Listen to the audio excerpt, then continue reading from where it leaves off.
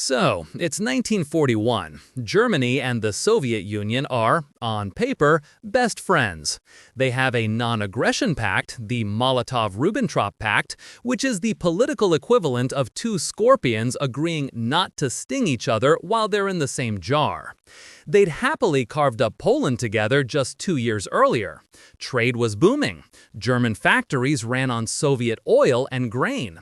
Everything was perfectly, uncomfortably fine.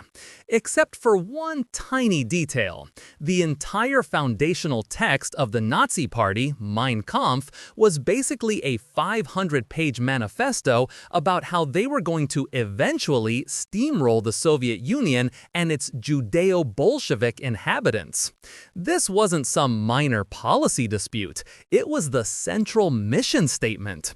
Planning an invasion while still cashing your roommate's rent checks is a bold strategy, you have to admit. The German plan wasn't just about grabbing territory. That would be too simple, too normal. No, this was about Lebensraum, or living space. The idea was that the superior German race needed more room to farm and thrive, and the vast plains of Eastern Europe looked like a perfect, albeit currently occupied, fixer-upper. The people living there, the Slavs, were categorized in the Nazi racial handbook as Untermenschen, subhumans. They weren't to be governed, they were to be removed, enslaved, or starved to death to make way for German settlers. This wasn't a byproduct of the war, this was the entire point of the war. It's one thing to invade a country for its resources, it's another to invade it because you think the population is basically sentient wheat ready to be harvested and replaced.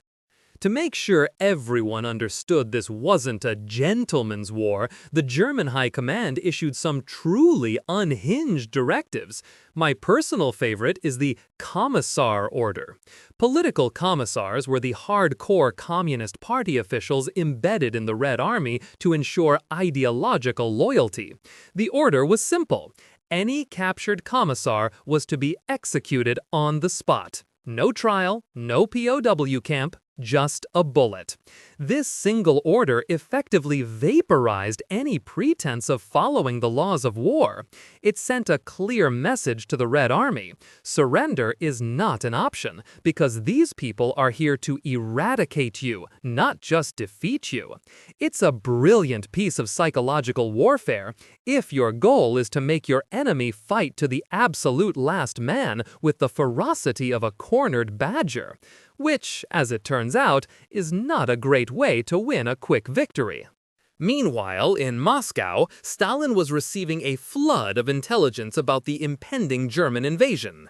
British spies, his own master spy Richard Zorg in Tokyo, German defectors, they were all screaming that millions of German soldiers were parked on his border. Stalin's response was to have the messengers executed. Or imprisoned. He was utterly convinced it was all a British plot to trick him into fighting his German business partners. His entire worldview was built on the idea that capitalists would always fight each other before teaming up against the glorious Soviet Union. A fascist invasion didn't fit the Marxist-Leninist script.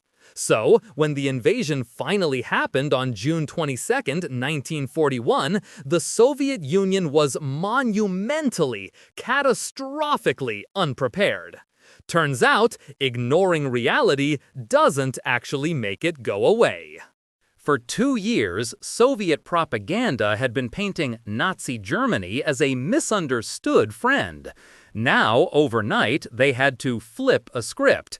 Suddenly, the war wasn't about protecting international communism. Nobody was going to die for that. It became the Great Patriotic War. The messaging shifted to defending Mother Russia, a concept Stalin had previously tried to suppress. Churches were reopened. National heroes from the Tsarist era, like Alexander Nevsky, were dusted off and turned into symbols of resistance. It was a masterclass in ideological flexibility. The government that had spent 2 decades trying to erase Russian nationalism was now forced to use it as its primary fuel for survival. Because when millions of tanks cross your border, you quickly discover that people are more willing to die for their home than for a specific theory of economic production. Trailing behind the regular German army were the Einsatzgruppen. These weren't soldiers. They were mobile killing squads, a sort of traveling genocide. Their job, officially, was pacification. Unofficially, and much more accurately, their job was to round up and murder Jews, communists, intellectuals, and anyone else deemed undesirable. They weren't operating in secret. The regular army, the Wehrmacht, knew what they were doing. They provided logistical support, fuel, and sometimes even helped round people up. This was the ideological war in its purest form, a systematic effort to decapitate and cleanse the societies they were conquering. And chillingly, they often found willing local collaborators in places like Ukraine and the Baltics, people who hated the Soviets so much they were willing to help the Nazis, at least at first. Human motivations are, as always, a messy and depressing business. If the Einsatzgruppen were the immediate horror, General Plan Ost was the long-term, bureaucratic nightmare. This was the detailed plan for what to do after Germany won, and it's pure, distilled evil in a 3-ring binder. The plan called for the extermination, expulsion, or enslavement of between 30 to 50 million Slavic people over the course of 25 to 30 years to make way for German colonists. It had percentages. It had timelines. It was a corporate strategy for demographic obliteration. The plan would turn the remaining locals into an uneducated slave labor force. Education for them would be limited to learning to write their own name and count to 500, and maybe read German traffic signs. You know, the essentials for a productive serf. This is what they were fighting for. Not just victory, but a meticulously planned apocalypse. The Germans operated under the assumption that sheer terror would keep the population in line. This was a catastrophic miscalculation.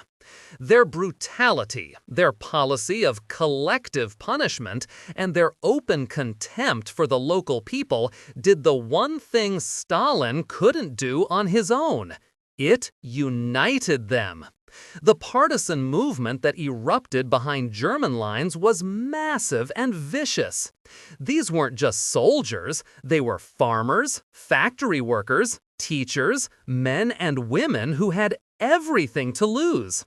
They blew up railways, ambushed convoys, and forced the Germans to divert hundreds of thousands of frontline troops to secure their own supply lines.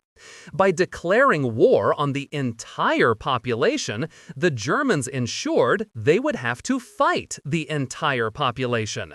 The ideological war made the military war infinitely harder. A truly genius move. After the war, a convenient story emerged, especially in West Germany. It was the tale of the clean Wehrmacht.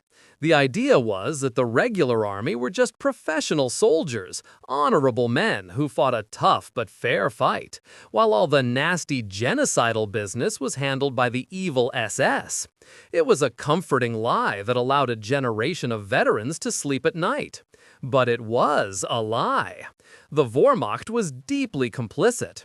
From the Commissar Order, which the general signed and distributed, to their logistical support for the Einsatzgruppen, to their own massacres of civilians in anti-partisan operations, they requisitioned so much food from Ukraine that it triggered a famine, according to plan.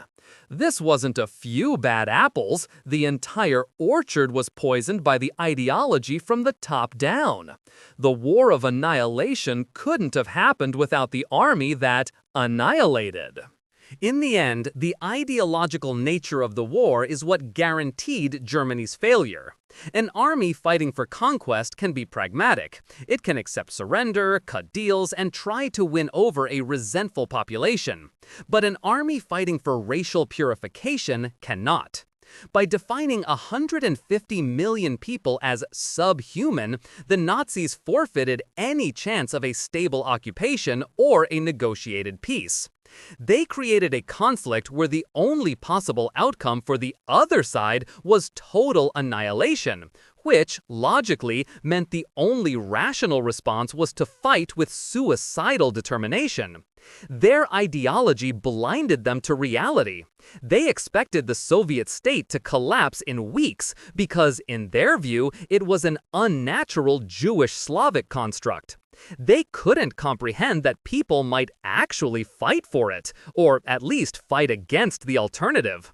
The most powerful weapon the Soviets had wasn't the T-34 tank. It was the German certainty that they were fighting insects. If you enjoyed this video, please like, comment, and subscribe to our channel for more historical insights. Thanks for watching, nerds!